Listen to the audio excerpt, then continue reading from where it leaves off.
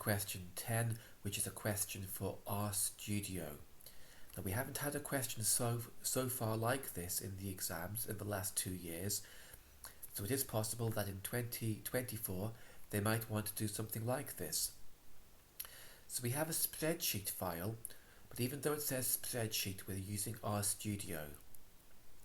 And part A, part 1 says we need to create box plots for the data. So the first step will be to load the data into RStudio. The steps for this are in your data booklet. You will always need to set the working directory, and you do this through the menus. So go to your folder where your files are. Where exactly these are will differ depending on your centre and how they are doing the exam, but hopefully you've had the experience of doing this in your prelim. Now don't get confused at this point when the folder looks empty, because if you click on open, on the right hand side, if you check the files tab, you can see that all the files are indeed there. So the two steps that we need to do are to use read.csv and then attach my data.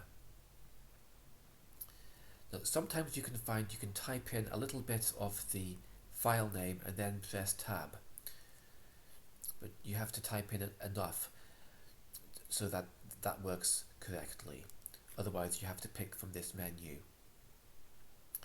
So if you don't attach to the dataset, it's this extra command you have to do, otherwise you'll have trouble actually accessing it.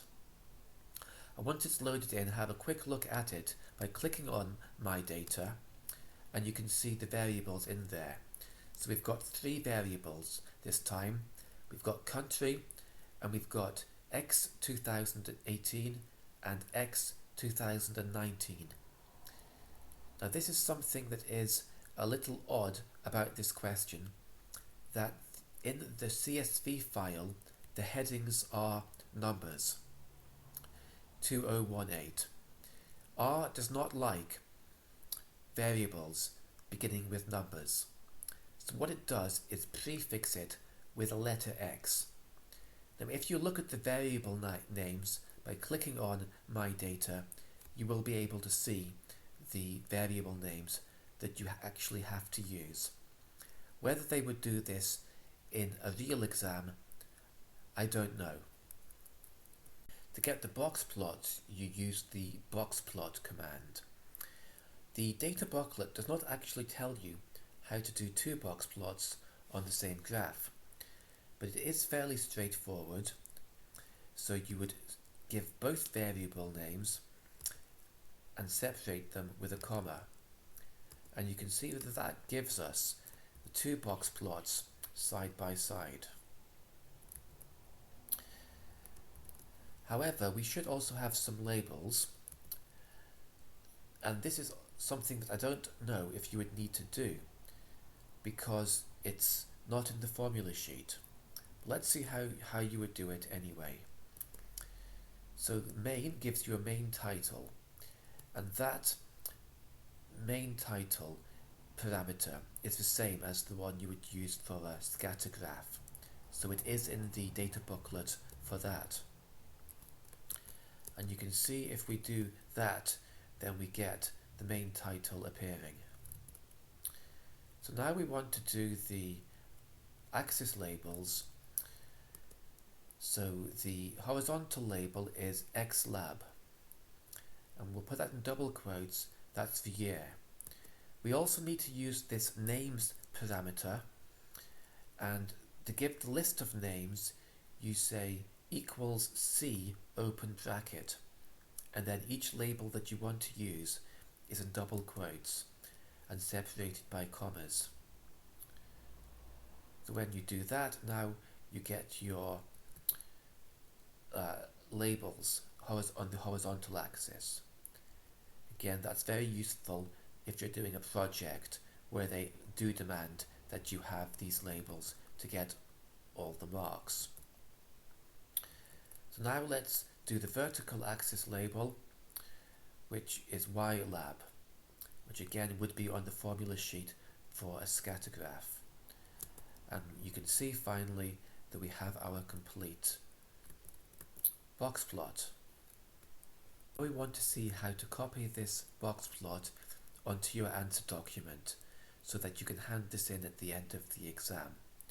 So one way is to go to Export and click on Copy to Clipboard, and then click on Copy Plot. Then go to your answer document and paste. Now in part 2 we need to make 3 comments about the diagram that we've just generated, which to be honest is quite a lot of comments to be making. So let's have a look at the data of the diagram. Now we would normally make a comparison for the central value, mean or median, and for a measure of spread. You would have done that at National 5 Applications of Maths or National 5 Maths. So based on the medians, it does in fact appear that the 2019 median is lower than the 2018 median. Although I do think that is very slight. That is what the marking scheme says. So we can make that our first comment, is that based on these box plots, the median for 2019 appears slightly, it may be slightly less than that for 2018. Hopefully if they made an exam question on this, then they would either make it exactly the same or they would make a more noticeable difference. So we should also have a comment on the variation or the consistency, and based on these 2 box plots it looks like the range and the interquartile range seem pretty much exactly the same. In fact, from one box plot to the next there's hardly any difference at all. So we'll state that each year is equally consistent. There are a few ways of wording this. You could also say they are equally varied, which would be the opposite of being consistent. You could say that they vary the same to the same amount.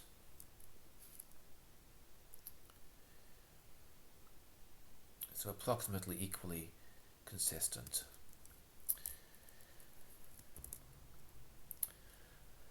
Now we need to make a third comment, and it does say in the question we should make reference to any unusual data. So looking at the box plots, we can see that there are these small circles at the top of the diagram, which is something that you won't have seen before at National 5 level, but this is how box plots often are produced, with these points specially marked out, and these are called outliers. And if these points are so far out from the rest of the numbers, then they get marked specially as outliers. So that's what the question is referring to. So to answer this question, you actually have to open up the data itself. Either look through the data in RStudio, or you could even open it up in a spreadsheet program. Now, which country has significantly higher numbers than all the others? Well, we can see that it's Belgium. So I don't know if this is real data or not. I'd be interested to find out. So your comment would be that the visitor numbers for Belgium are exceptionally high, for whatever reason that is, and you could use the word outlier, so that these numbers are outliers. Now I've written over in the margin here, hopefully when you do your exam you won't be writing as large as me, so you'll fit it on the sheet. In part B it says generate descriptive statistics. So descriptive statistics are things like mean, median, mode, standard deviation, interquartile range. but it says whether there is a difference in average visitor numbers. So average means we need to work out a mean or a median. So let's do the mean, and you can do this with the mean command, mean of x2018, and we'll do the same thing for 2019. So this would give you one of the marks. Now it does say in the question to form an impression of whether there is a difference. I feel that is not very well worded, but it is worth 2 marks, and we would also need to state what that tells us. So copy and paste this into your answer document, and then you would make some kind of comment. So this is actually part B.